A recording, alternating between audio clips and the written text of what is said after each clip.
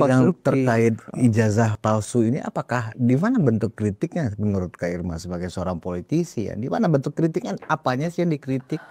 Kan gini Bang, saya tuh aduh mau ketawa takut ada yang marah gitu ya.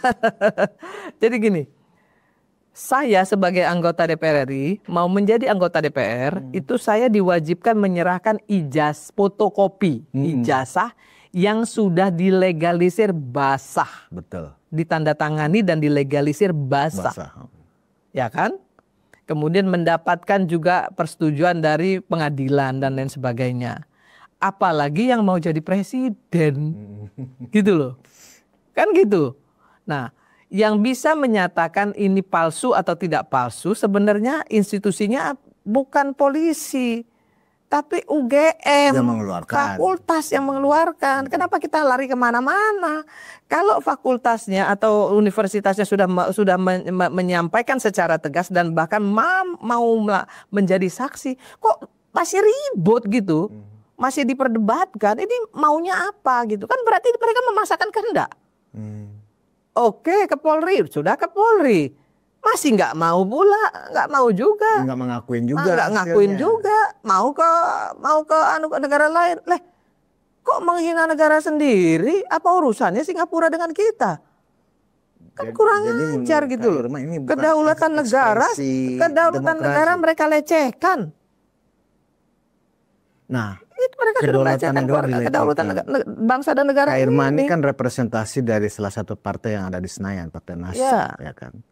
Sikapnya jelas gitu loh. Jelas. Tapi kenapa partai-partai yang lain, ya ini kan sudah menyangkut kedaulatan ini Kak Irma.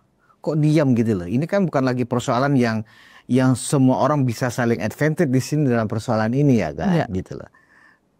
Tapi ketika sudah menyangkut kepentingan negara, kepentingan nasionalisme kita, tidak mengakui institusi resmi negara, lebih mengakui institusi di negara lain, ini kan bukan persoalan kepentingan lagi, ini udah kepentingan nasionalisme. Tapi kok partai-partai besar yang lain juga termasuk partainya Presiden Gerindra juga tidak bereaksi. Sebenarnya Habibur Rahman dari Gerindra juga sudah bicara.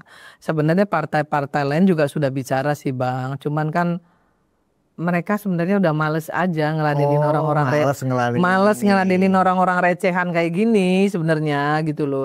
Bukan persoalan udahlah ngapain sih ladenin gitu loh.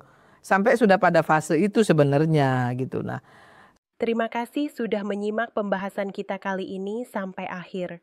Semoga apa yang kami sampaikan bisa menambah wawasan dan membuka perspektif baru tentang isu-isu yang sedang berkembang.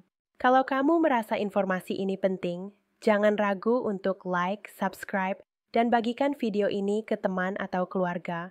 Dukungan kamu sangat berarti untuk perkembangan channel Politik Pintar dan semangat kami untuk terus menghadirkan konten yang objektif dan mendalam. Ya, tulis pendapatmu di kolom komentar.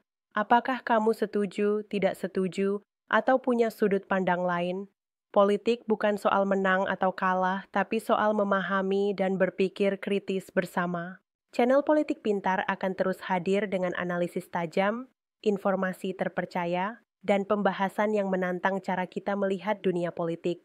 Sampai jumpa di video berikutnya dan ingat, berpikir kritis adalah langkah pertama menuju perubahan. Sampai ketemu dan salam cerdas.